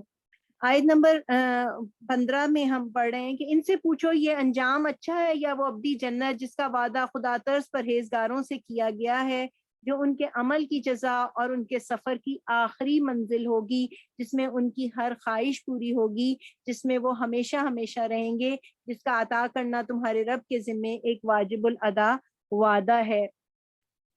پیاری بہنوں، جتنی خواہشیں دل میں پل رہی ہیں نا، ہر خواہش اللہ تعالیٰ کہہ رہے ہیں پوری ہوگی. یعنی آج تو کوئی بات پوری ہو رہی ہے، کوئی نہیں ہو رہی. کسی کے لیے بجٹ کا مسئلہ ہے، کسی کے لیے شوہر کی اجازت کا مسئلہ ہے، یعنی یعنی ہزاروں خواہشیں ایسی کہ ہر خواہش پہ دم نکلے. لیکن اللہ تعالیٰ کیا فرما رہے ہیں کہ دیکھو ایک وعدہ ہے جو اللہ کے ذمے واجب الادا وعدہ ہے، ایک چیز عطا کرنا، جنت کا وعدہ. دنیا میں جو اپنی خواہشات ہیں وہ غلط طریقے سے پورا نہ کرنا. دیکھو وہ جگہ آ رہی ہے، وہ ایسی جگہ ہے جس کا عطا کرنا تمہارے رب کے ذمے ایک واجب الادا وعدہ ہوگا. بس تقویٰ کی زندگی گزارنے والے بن جائیں.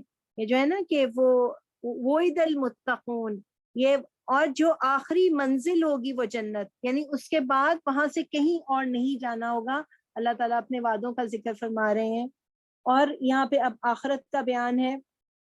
اللہ تعالیٰ فرما رہے ہیں اور وہی دن ہوگا جب کہ تمہارا رب ان لوگوں کو بھی گھیر لائے گا اور ان کے ان معبودوں کو بھی بلا لے گا جنہیں آج ہی اللہ کو چھوڑ کر پوج رہے ہیں. پھر وہ ان سے پوچھے گا کیا تم نے میرے ان بندوں کو گمراہ کیا تھا یا یہ خود راہ راست سے بھٹک گئے تھے؟ وہ عرض کریں گے پاک ہے آپ کی ذات، ہماری تو یہ بھی مجال نہ تھی کہ آپ کے سوا کسی کو اپنا مولا بنائیں، مگر آپ نے ان کو اور ان کے باپ دادا کو خوب سامان زندگی دیا، حتیٰ کہ یہ سبق بھول گئے اور شامت زدہ ہو کر رہے.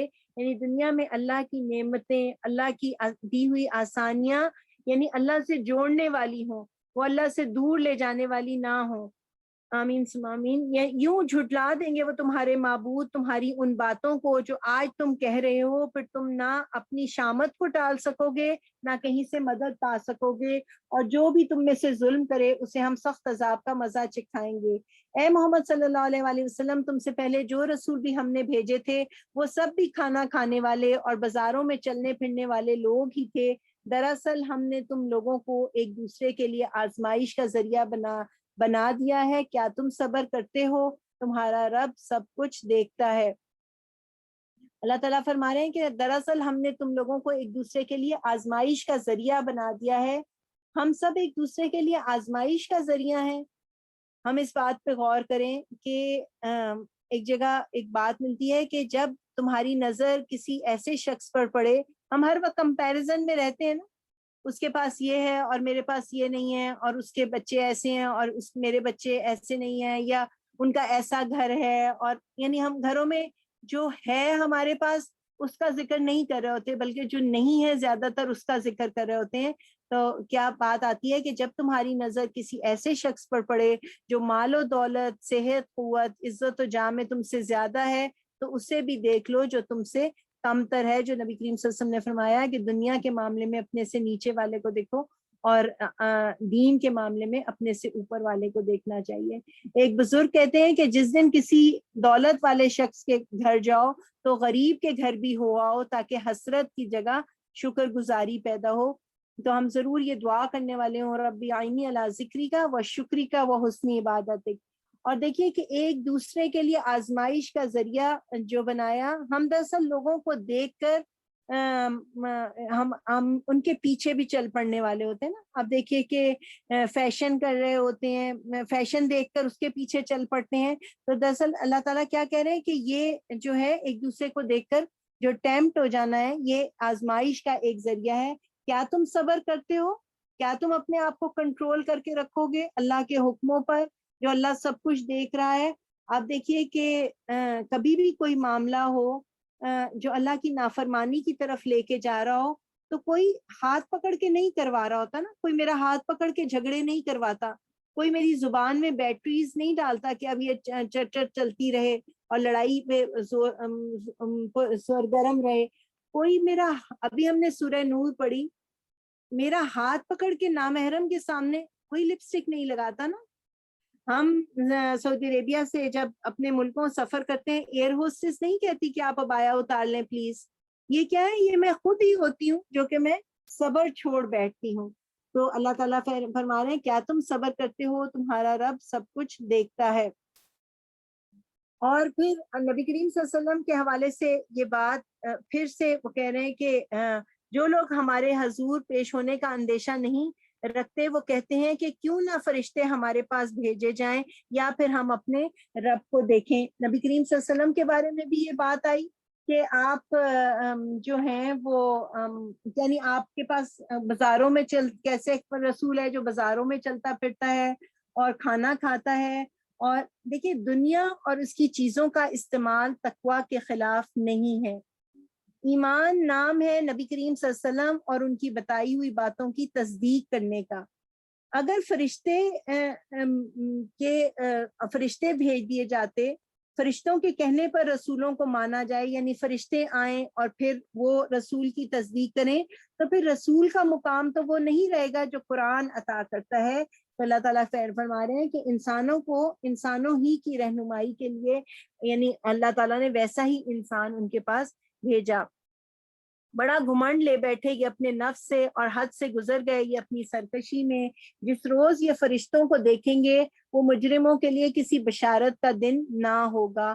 یعنی وہ دن آئے گا جب ہر حقیقت سے پردہ ہٹ جائے گا.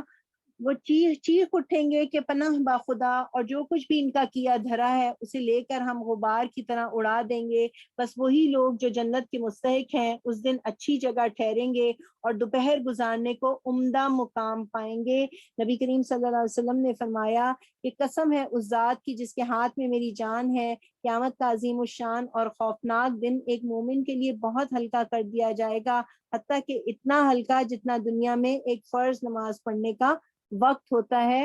اور دوپہر گزارنے کو عمدہ مقام پائیں گے، یعنی وہ دن جو پسینوں کا دن ہوگا اور سخت گرمی کا دن ہوگا، وہ دوپہر روز حشر کی سخت دوپہر گزارنے کے لیے ان کو آرام کی جگہ دی جائے گی. آسمان کو چیرتا ہوا ایک بادل اس روز نمودار ہوگا اور فرشتوں کے پرے اتار دیے جائیں گے. اس روز حقیقی بادشاہی صرف رحمان کی ہوگی.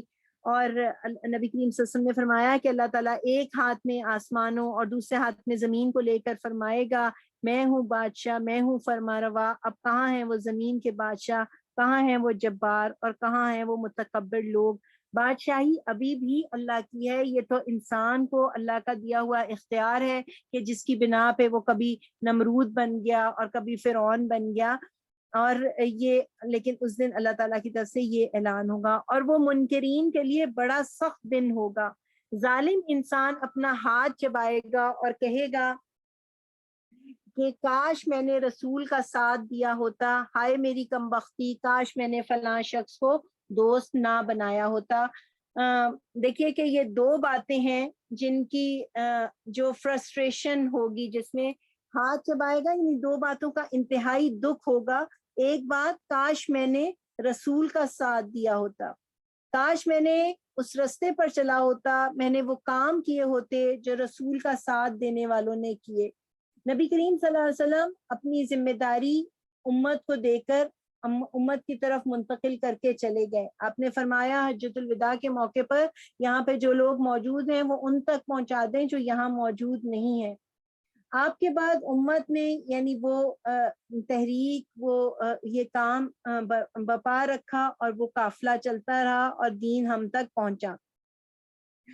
اور یہ جو فرسٹریشن کیا ہوگی کہ کاش میں نے رسول کا ساتھ دیا ہوتا، یعنی وہ رسول کا ساتھ دینے والوں نے کیے وہ کام کیے ہوتے.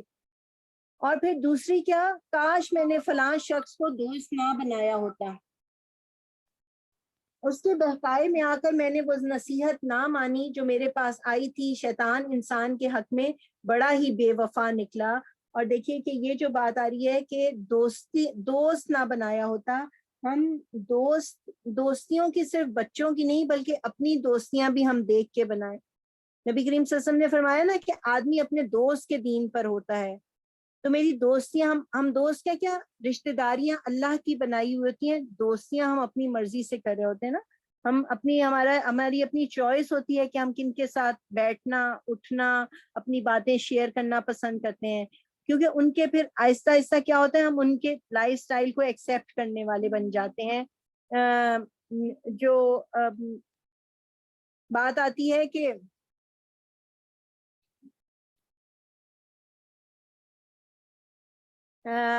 جیسے یہ آتا ہے نا کہ ہم بچے کہہ رہے ہوتے ہیں میری دوست بہت اچھی ہے، دل کی بہت اچھی ہے. اچھا وہ ایسے ایسے کپڑے پہنتی ہے تو کوئی ایسی بات تو نہیں ہے نا. تو ہم بات سوچیں کہ اللہ دل کو اچھا اسی وقت مانتا ہے جب دل اللہ کے آگے جھکا ہوا ہو. جو ہم نے بات پڑھی نا کہ اندر کی فطرت اچھی ہو اور وہی پہ چلنے والا ہو، وہی پاکیزہ دل ہے، وہی نور علی نور والی جو بات ہم نے پڑھی نا. تو دوستی ہر عمر میں خراب کر سکتی ہے. اگر میں یعنی ایک بڑوں کی پوزیشن میں ہوں، یعنی ایک ساس ہے یا کوئی بھی ایسا رشتہ ہے، اس میں بھی دوستی ایسے ارے تم نے تو اپنی دوست کو تم نے اپنی بہو کو بہت ڈھیل دے رکھی ہے. یہ کیا ہے؟ یہ دوستی ہر ایج میں ہمارے ذہنوں پر اثر انداز ہونے والی چیز ہے. تو اللہ تعالیٰ نے یہ جو بات کی کہ اور پھر یہ ہم دیکھیں کہ ایک دفعہ عبداللہ بن عباس فرماتے ہیں کہ کسی نے نبی کریم صلی اللہ علیہ وسلم سے پوچھا کہ ہم نشین کیسے ہوں؟ آپ نے فرمایا ان لوگوں کی صحبت میں بیٹھ جن کو دیکھ کر اللہ یاد آئے، جن کی گفتگو سے تمہاری دین میں اضافہ ہو اور جس کا عمل تمہیں دنیا اور آخرت یاد دلائے، دین و آخرت یاد دلائے. یہ ترغیب میں یہ ہمیں ملتے ہیں. تو یہ بات کہ دوستوں کا اثر ہم قبول کرتے ہیں، تو یہ تین چیزیں ہمارے لیے کرائٹیریا ہوں. قرآن فرقان حمید ہے اور میں دیکھوں کہ میری دوستیاں کیا ہیں، میرا سٹینڈرڈ کیا ہے. آپ دیکھیے کہ کیسے انسانوں کو رول ماڈل چاہیے ہوتے ہیں نا. اسی لیے اللہ تعالیٰ نے رسولوں کو بھی بھیجا کہ انسانوں کو ہی دیکھ کے تبدیل ہوتے ہیں. تو دوستی جو ہے وہ کئی دفعہ آنکھوں پہ پردہ ڈال دیتی ہے. جیسے اگر کوئی میری فرینڈ ہو، کوئی سہیلی ہو کہ تم تو بہت ٹینشن میں رہتی ہو، ہر وقت یہی باتیں کرتی رہتی ہو دنیا میں. اصل بات یہ کہ دنیا ہے ہی آزمائش کی جگہ، یہاں پہ ہیں ہی مختلف طرح کی امتحان. چاہے اپنی مرضی کی ٹینشنز لیں یا ہم آخرت کا غم اپنا لیں تو دنیا کے یہ غم ہلکے لگیں. تو یہ دنیا جو ہے یہ کوشش کی جگہ ہے. وہ جو اللہ تعالیٰ نے فرمایا نا کہ آگے جو ہے آرام کی جگہ وہ تو آگے آ رہی ہے نا، جو اللہ کے وعدے ہیں. تو اللہ تعالیٰ کی کیا فرما رہے ہیں کہ اس کے یہ دو باتوں کی فرسٹریشن ہوگی اور اس میں ظالم انسان اپنا ہاتھ چبائے گا کہ کاش میں نے رسول کا ساتھ دیا ہوتا اور کاش میں نے فلاں شخص کو دوست نہ بنایا ہوتا. اس کے بہکائے میں آ کر میں نے وہ نصیحت نہ مانی جو میرے پاس آئی تھی. شیطان انسان کے حق میں بڑا ہی بے وفا نکلا. اور رسول کہے گا کہ اے میرے رب، میری قوم کے لوگوں نے اس قرآن کو نشانہ تصدیق بنا لیا تھا. وقال الرسول یا رب ان قوم اتخذوا هذا القرآن مہجورا. اس قرآن سے ہجرت کر گئے تھے. قرآن سے ہجرت کے کیا معنی ہے کہ قرآن کی تلاوت نہ کرنا یا اس کے ترجمے کو نہ سمجھنا، اس کی تفاسیر سے آگاہی حاصل نہ کرنا، قرآنی نظام کو اختیار نہ کرنے والے ہوں. قرآن جو نظام بتاتا ہے، اللہ کا دین بتاتا ہے، یہ قائم نہیں ہے، اس کو قائم کرنے کے لیے جدوجہد نہ کرنے والے ہوں. یہ سب کیا ہے؟ یہ قرآن سے ہجرت کر جانا ہے نا. اللہ تعالیٰ سے دعا ہے کہ ہم ان لوگوں میں شامل نہ ہوں جن کے بارے میں رسول یہ گواہی دینے والے ہیں، اللہم لا تجعلنا منہم۔ دیکھیے آج کل ہم قرآن کا ہر روز مطالعہ کر رہے ہیں، اب سب وقت بھی نکالتے ہیں، ایسا نہ ہو کہ یہ دورہ قرآن مکمل ہو جائے تو پھر ہم اس قرآن سے ہجرت کر جائیں۔ ابھی ہم کوشش کر کے بیٹھتے ہیں، اپنی روٹین سیٹ کرتے ہیں، پھر ایسا نہ ہو بعد میں یہ ہماری محفلوں میں نظر نہ آئے اور ہم اس کی محفلوں میں نظر نہ آئے۔ اور قرطبی میں آتا ہے کہ جس شخص نے قرآن پڑھا مگر اس کو بند کر کے گھر میں معلق کر دیا، نہ اس کی تلاوت کی پابندی کی، نہ اس کے احکام پر غور کیا، وہ قیامت کے روز اس حال میں آئے گا، اس کے گلے میں پڑا ہوا آئے گا اور اللہ کی بارگاہ میں شکایت کرے گا کہ آپ کے اس بندے نے مجھے چھوڑ دیا تھا، اب آپ اس کے اور میرے درمیان فیصلہ فرما دیجئے۔ اللہ تعالیٰ ہمیں قرآن کے ساتھ بہترین طریقے سے جڑنے کی اور اس پر عمل کرنے کی توفیق عطا فرمائے، آمین یا رب العالمین۔ اے محمد صلی اللہ علیہ وآلہ وسلم، ہم نے تو اسی طرح مجرموں کو ہر نبی کا دشمن بنایا ہے اور تمہارے لیے تمہارا رب ہی رہنمائی اور مدد کو کافی ہے۔ منکرین کہتے ہیں اس شخص پر سارا قرآن ایک ہی وقت میں کیوں نہ اتار دیا گیا؟ ہاں ایسا اس لیے کیا گیا ہے کہ اس کو اچھی طرح ہم تمہارے ذہن نشین کرتے رہیں، اور اسی غرض کے لیے ہم نے اس کو ایک خاص ترتیب کے ساتھ الگ الگ اجزاء کی شکل دی ہے، اور اس میں یہ مصلحت بھی ہے کہ جب کبھی وہ تمہارے سامنے کوئی نرالی بات یا عجیب سوال لے کر آئے، اس کا ٹھیک جواب بر وقت ہم نے تمہیں دے دیا اور بہترین طریقے سے بات کھول دی۔ جو لوگ اوندے منہ جہنم کی طرف دھکیلے جانے والے ہیں، ان کا موقف بہت برا اور ان کی راہ حد درجے غلط ہے۔ یہ یعنی ایک نبی کریم صلی اللہ علیہ وسلم پر ایک اور ان کا اعتراض کفار مکہ کا، کہ وہ کہتے تھے کہ یہ اکٹھا ہی کیوں نہ آ گیا۔ دیکھیے کہ جیسے جسمانی غذا کے لیے، جسم کی صحت کے لیے ہم یہ تو نہیں کرتے کہ ساری زندگی کا یا کیا مہینے بھر کا ہی کھانا ایک دفعہ کیوں نہیں کھا لیتے ہیں نا؟ جسم کو قوت کے لیے، جسم کو کی غذائیت کو وقفوں کے ساتھ دی جاتی ہے نا، توانائی دینے کے لیے، تو ایک ہی دفعہ ہم مہینے بعد طاقت کا انجیکشن لگایا نہیں جاتا۔ تو یہ روح کی جو غذا ہے، یہ انسانوں کے تزکیے کے لیے آئی ہے، یہ آہستہ آہستہ مختلف حالات، مختلف ماحول، مختلف سچویشنز میں ہمیں رہنمائی دیتی ہے۔ اور یہ یعنی یہ دیکھیے کہ کس طریقے سے نبی کریم صلی اللہ علیہ وسلم پر پورے 23 سالہ عرصے میں اللہ تعالیٰ نے وقفے سے حالات کے مطابق رہنمائی کے لیے یہ نازل فرمایا۔ آگے حضرت موسیٰ علیہ السلام کا بیان ہے کہ ہم نے موسیٰ علیہ السلام کو کتاب دی اور اس کے ساتھ اس کے بھائی ہارون کو مددگار کے طور پر لگایا، اور اس سے کہا کہ جاؤ اس قوم کی طرف جس نے ہماری آیات کو جھٹلا دیا ہے۔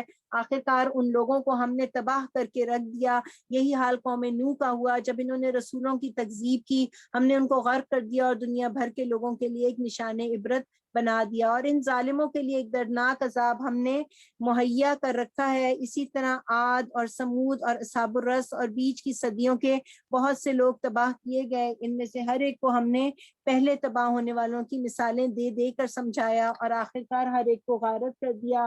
اور اس بستی پر تو ان کا گزر ہو چکا ہے جس پر بدترین بارش برسائی گئی، یعنی قوم لوط کی یہ بستی کا ذکر ہے، اور بدترین بارش سے مراد جو پتھروں کی بارش ان پہ کی گئی۔ کیا انہوں نے ان کا حال دیکھا نہ ہوگا؟ مگر یہ موت کے بعد دوسری زندگی کی توقع ہی نہیں رکھتے۔ یہ لوگ جب تمہیں دیکھتے ہیں تو تمہارا مذاق بنا لیتے ہیں، کہتے ہیں کیا یہ شخص ہے جسے اللہ نے رسول بنا کر بھیجا ہے؟ اس نے تو ہمیں گمراہ کر کے اپنے معبودوں سے برگشتہ ہی کر دیا ہوتا اگر ہم ان کی عقیدت پر جم نہ گئے ہوتے۔ اچھا وہ وقت دور نہیں ہے جب عذاب دیکھ کر انہیں خود معلوم ہو جائے گا کہ کون گمراہی میں دور نکل گیا۔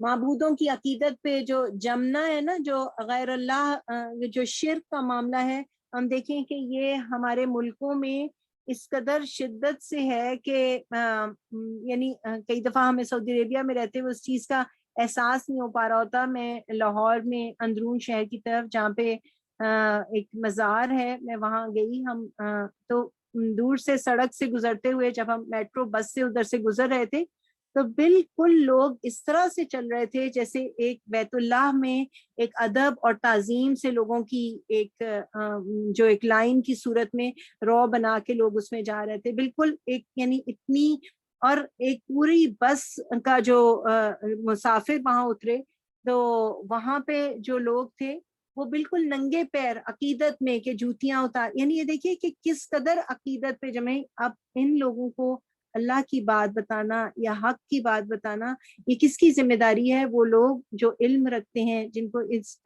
جو حق یعنی ان تک بات کو پہنچانا، اللہ کے دین کو پہنچانا، یعنی یہ ان کی ذمہ داری جن کو اللہ نے پہنچا دیا۔ اللہ تعالیٰ فرما رہے ہیں اچھا وہ لوگ وقت دور نہیں ہے جنہیں جب عذاب دیکھ کر انہیں خود معلوم ہو جائے گا کہ کون گمراہی میں دور نکل گیا تھا۔ آیت نمبر 43 میں دیکھیے کہ کبھی تم نے اس شخص کے حال پر غور کیا ہے جس نے اپنی خواہش نفس کو اپنا خدا بنا لیا ہے۔ یہ نہیں ہوتا کہ میں نفس کی نماز پڑھتی ہوں، یہ نہیں ہے، بلکہ الہ کا کیا معنی ہے کہ جو ڈکٹیٹ کراتا ہے۔ نفس کیا ہوتا ہے؟ نفس حکم دیتا ہے۔ خواہشات کو ماننا اور قرآن و حدیث کے مطابق عمل نہ کرنا، اپنے دل کی بات کو اوپر رکھنا، اس چیز کا بیان ہے۔ کیا ایسے شخص کو راہ راست پر لانے کا ذمہ لے سکتے ہو؟ کیا تم سمجھتے ہو کہ ان میں سے اکثر لوگ سنتے اور سمجھتے ہیں یہ تو جانوروں کی طرح ہیں، بلکہ ان سے بھی گئے گزرے۔ اللہ تعالیٰ پوچھ رہے ہیں کیا آپ نے دیکھا ہے، کیا اللہ تعالیٰ پوچھ رہے ہیں کیا تمہارے اطراف میں کوئی ایسا ہے؟ کیا میں وہ فرد ہوں؟ کہیں میں اپنی ہی بندگی کرنے میں تو زندگی نہیں گزار رہی؟ یعنی میرا دل یہ چاہتا ہے کہ میں کیا پہنوں، کس طرح رہوں، کس طرح سوؤں، کس وقت جاگوں، کس طرح سے بیہیو کروں، کیسے زبان کا استعمال کروں، پھر تو دل خدا ہو گیا نا، اس کی نافرمانی نہیں کر سکتی۔ تو یہ کیا ہے؟ یہ اپنے نفس کو اور یعنی اللہ اور اس کے دین اور اس کے قرآن اور نبی کریم صلی اللہ علیہ وسلم کی سنت سے اوپر رکھنا۔ یہ جو ہے اللہ تعالیٰ کیا فرما رہے ہیں کہ جو قرآن اور اللہ کا رسول کے بتائے ہوئی تعلیمات، احکامات، یہ کائنات کی سب سے بڑی حقیقت ہے۔ اگر میں نے اس کتاب کو مان لیا، اس طرح کہ اس کی باتوں کو میں نے اپنی زندگی میں اتار لیا، نبی صلی اللہ علیہ وسلم کا مقام پہنچا لیا، دنیا یہاں سے وہاں ہو جائے، کچھ ہو جائے، میں اس دین پر قائم رہوں، تو یہ کیا ہے؟ یہ پسندیدہ طریقہ ہے نا۔ اللہ تعالیٰ فرما رہے ہیں کہ یہ سوچنے اور سمجھنے والی بات ہے۔ دنیا سے ہر طرح کے حالات ختم ہو جائیں گے، لوگ بھی چلے جائیں گے، ہم بھی چلے جائیں گے، صرف کیا چیز باقی رہ جائے گی؟ ہمارے اعمال کی پونجی نا، جو کہ اس وقت ہمارے پاس وقت ہے، عمر زندگی کی پونجی ہے، اور اس میں ہم نے آخرت کی کمائی کرنی ہے۔ اللہ تعالیٰ فرما رہے ہیں کہ یہ تو جانوروں کی طرح ہیں، بلکہ ان سے بھی گئے گزرے۔ جو سوچنے اکثر لوگ سمجھتے ہیں، اور کہ ان میں سے اکثر جو سوچنے سمجھنے والے نہ ہیں، جو غور و فکر نہ کرنے والے۔ دیکھیں جانور جو ہے نا، وہ اپنی کیپیسٹی کے اندر ہی کام کرتا ہے۔ گھاس کھانے والا جو ہے وہ گھاس ہی کھاتا ہے، وہ گوشت پہ منہ نہیں مارتا، اور جو گوشت کھانے والا ہے وہ گھاس کھاتا ہوا نظر نہیں آتا۔ تو کیا ہے کہ یعنی وہ جو اپنی لیمٹس میں، وہ پھر بھی اپنی لیمٹس میں کرتے ہیں۔ جو اس لیمٹس کو کراس کر گئے، وہ اللہ تعالیٰ کہہ رہے ہیں جانوروں سے بھی گئے گزرے ہیں۔ نبی کریم صلی اللہ علیہ وآلہ وسلم نے فرمایا، حضرت ابو امامہ کی روایت ہے، طبرانی میں اس کا بیان ہے کہ اس آسمان کے نیچے اللہ تعالیٰ کے سوا جتنے معبود بھی پوجے جا رہے ہیں، ان میں اللہ کے نزدیک بدترین معبود وہ خواہش نفس ہے جس کی پیروی کی جا رہی ہو۔ لیکن خواہش نفس سے مراد یہ نہیں کہ میں نے کیا کھانا ہے یا میرا اس وقت کیا دل چاہ رہا ہے، بلکہ یہ ہے کہ کیا وہ حلال ہے، وہ حرام ہے، اس کے کیا ذرائع ہیں، یعنی اس چیز سے بے پرواہ ہو کر زندگی گزارنا، یہ جو ہے یہ اس چیز سے اس کو خواہش نفس کی بندگی قرار دیا گیا۔ اللہ تعالیٰ فرما رہے ہیں تم نے دیکھا نہیں کہ تمہارا رب کس طرح سایہ پھیلا دیتا ہے؟ اگر وہ چاہتا تو اسے دائمی سایہ بنا دیتا۔ ہم نے سورج کو اس پر دلیل بنایا، پھر جیسے جیسے سورج اٹھتا جاتا ہے ہم اس سائے کو رفتہ رفتہ اپنی طرف سمیٹتے چلے جاتے ہیں۔ کائنات میں بکھری ہوئی اللہ کی نشانیاں، اللہ کی تخلیق، اس پہ غور و فکر کی دعوت ہے۔ اور وہ اللہ ہی ہے جس نے رات کو تمہارے لیے لباس اور نیند کو سکون موت اور دن کو جی اٹھنے کا وقت بنایا۔ نیند جو ہے یہ موت ہی کی ایک قسم ہے جو وارد ہو کر ہر صبح نئی زندگی سے ہمیں ہمکنار کرتی ہے نا۔ آپ دیکھیے کہ رات کو جو سونے کی دعا ہے اس میں یہی اللہم بسمی کا اموت واحیا، اللہ ہی کے نام سے مرنے اور جینے کا تذکرہ ہے۔ اور صبح کی دعا میں الحمدللہ الذی احیانا بعد ما اماتنا، یعنی تعریف اللہ کی جس نے موت کے بعد زندگی بخشی۔ تو یہ جو ہے یہ اس کا یہاں پہ بیان ہے. اور وہی ہے جو اپنی رحمت کے آگے آگے ہواؤں کو بشارت بنا کر بھیجتا ہے، پھر آسمان سے پاک پانی نازل فرماتا ہے تاکہ ایک مردہ علاقے کو اس کے ذریعے زندگی بخشے، اور اپنی مخلوق میں سے بہت سے جانوروں اور انسانوں کو سیراب کرے. اس کرشمے کو ہم بار بار ان کے سامنے لاتے ہیں تاکہ وہ کچھ سبق لیں، مگر اکثر لوگ کفر اور ناشکری کے سوا کوئی دوسرا رویہ اختیار کرنے سے انکار کر دیتے ہیں. اگر ہم چاہتے تو ایک ایک بستی میں ایک ایک نذیر اٹھا کھڑا کرتے، پس اے نبی صلی اللہ علیہ وسلم کافروں کی بات ہرگز نہ مانو اور اس قرآن کو لے کر ان کے ساتھ جہاد کبیر کرو. دیکھیے اللہ تعالیٰ کہہ رہے ہیں کافروں کی بات ہرگز نہ مانو. لیکن آج بدقسمتی سے مسلمان معاشرے میں، ہمارے گھرانوں میں، ہمیں تو لگتا ہے جیسے کافر کی ہر بات ہی مان رہے ہوتے ہیں. اکانومی کے اندر یا ایجوکیشن سسٹم میں یا لباس میں، گھر میں، کلچر میں، کھانے میں، برتنوں میں، کون سے دن منانے ہیں، کیا کرنا ہے، کیسے کیسے مبارکبادیں دینی ہیں. یعنی اللہ تو کہہ رہے ہیں کہ ان کی نہ مانو. لا اعبد ما تعبدون لکم دینکم ولی دین. اللہ تعالیٰ کی یہ ہدایت ہے. اور قرآن کو لے کر ان کے ساتھ جہاد کبیر کرو، یعنی اس قرآن کو لے کر یعنی انتہائی کوشش کرو، ایک بڑے پیمانے پر جد و جہد کرنا. یہ قرآن بتائے گا کہ کیسے دنیا میں رہنا ہے، اس کا کیا سلیقہ ہوگا، اس کی دلیل سے بات کرنا. یعنی قرآن کی اس میں ہر طرح کا جہاد شامل ہے، زبان اور قلم کا بھی، جان و مال کا بھی، اور پھر جو اپنی جان سے بھی انسان جہاد کرتا ہے. یہ اللہ تعالیٰ کیا کہہ رہے ہیں، حق کی اس کے لیے اپنی پوری کوشش کرو. اور وہی ہے جس نے دو سمندروں کو ملا رکھا ہے، ایک لذیذ و شیریں، دوسرا تلخ و شور، اور دونوں کے درمیان ایک پردہ حائل ہے، ایک رکاوٹ ہے جو انہیں گڈمڈ ہونے سے روکے ہوئے ہے. اور وہی ہے جس نے پانی سے ایک بشر پیدا کیا اور پھر اس سے نسب اور سسرال کے دو الگ الگ سلسلے چلائے. یعنی پانی سے پیدا ہوا انسان ہے اور پھر اسی سے جو ہے آگے رشتوں کا سلسلہ چلتا ہے. دیکھیے انسان بڑا فلیکسیبل ہے. اللہ تعالیٰ نے اسے پانی سے پیدا کیا نا، وہ پانی کیا کرتا ہے کہ جس برتن میں ڈالو اس کی شکل اختیار کر لیتا ہے، اور وہ اگر گرمی زیادہ ہو تو بھاپ بن کے اڑ جاتا ہے، یا سردی ہو تو جم جاتا ہے، لیکن اپنی اصل کو نہیں چھوڑتا نا. تو بالکل انسان جو ہے وہ بڑا فلیکسیبل ہے. اس کو اللہ تعالیٰ نے نیکی اختیار کرنے، رشتوں کو نبھانے، برائی سے رکنے کی ہر طرح کا اس کو اختیار دیا ہے. بے شک تیرا رب بڑا ہی قدرت والا ہے. اس خدا کو چھوڑ کر لوگ ان کو پوج رہے ہیں جو نہ ان کو نفع پہنچا سکتے ہیں نہ نقصان، اور اوپر سے مزید یہ کہ کافر اپنے رب کے مقابلے میں ہر باغی کا مددگار بنا ہوا ہے. اے محمد صلی اللہ علیہ وآلہ وسلم، تم کو تو ہم نے بس ایک مبشر اور نذیر بنا کر بھیجا ہے. ان سے کہہ دو کہ میں اس کام پر تم سے کوئی اجرت نہیں مانگتا. میری اجرت بس یہی ہے کہ جس کا جی چاہے وہ اپنے رب کا راستہ اختیار کر لے. اے محمد صلی اللہ علیہ وسلم اس خدا پر بھروسہ کرو رکھو جو زندہ ہے اور کبھی مرنے والا نہیں. اس کی حمد کے ساتھ اس کی تسبیح کرو. اپنے بندوں کے گناہوں سے بس اسی کا باخبر ہونا کافی ہے. دیکھیں گناہوں کی تشہیر مت کریں. گناہوں کا تذکرہ کرنا اللہ کو ناپسندیدہ ہے. کسی کی کوئی بات پتہ چل جائے وہ کیسے ایک خبر بن کے خاندانوں میں ایک زبان سے دوسری زبان پر چلتی ہے. کوئی معاملہ کہیں پیش آئے پورے ٹاک شوز میں اس کی ایک بحث چل پڑتی ہے. اللہ تعالیٰ کہہ رہے ہیں اپنے بندوں کے گناہوں سے بس اسی کا باخبر ہونا کافی ہے. یعنی کسی کی کوئی ایسے گناہ ہو جائے تو اس کو آپ کے علم میں بھی آ جائے تو اس کو ڈھانپ کے رکھنا چاہیے. وہ جس نے 6 دنوں میں زمین اور آسمانوں کو اور ان ساری چیزوں کو بنا کر رکھ دیا جو آسمان و زمین کے درمیان ہے، پھر آپ ہی کائنات کے تخت سلطنت عرش پر جلوہ فرما ہوا رحمان، اس کی شان بس کسی جاننے والے سے پوچھو. ان لوگوں سے جب کہا جاتا ہے کہ اس رحمان کو سجدہ کرو تو کہتے ہیں رحمان کیا ہوتا ہے، کیا بس جسے تو کہہ دے اسی کو ہم سجدہ کرتے پھریں. یہ دعوت ان کی نفرت میں الٹا اور اضافہ کر دیتی ہے. آیت سجدہ ہے، انشاءاللہ ہم کلاس کے بعد سجدہ کر لیں گے. بڑا متبرک ہے وہ جس نے آسمان میں برج بنائے اور اس میں ایک چراغ اور ایک چمکتا چاند روشن کیا. وہی ہے جس نے رات اور دن کو ایک دوسرے کا جان نشین بنایا، ہر اس شخص کے لیے جو سبق لینا چاہے یا شکر گزار ہونا چاہیے.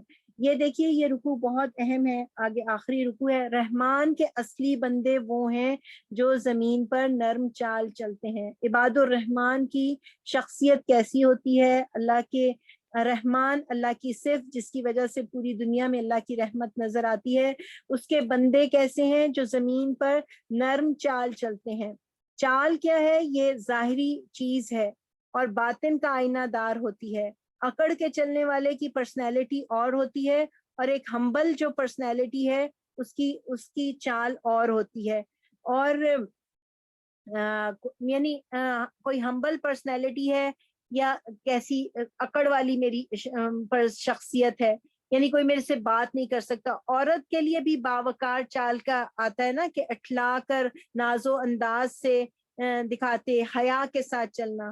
یہ کیا ہے؟ یہ ایک اچھی چال ہے.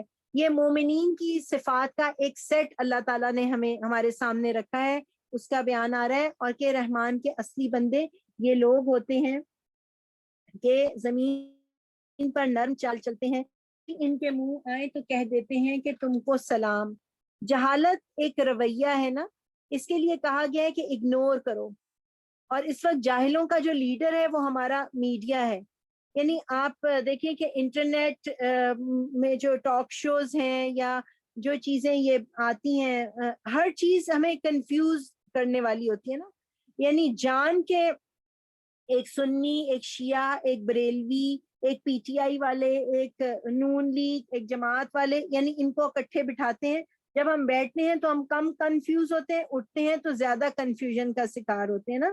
یعنی کام کی بات ہم دیکھیں کہ اس میں کیا ہوتی ہے.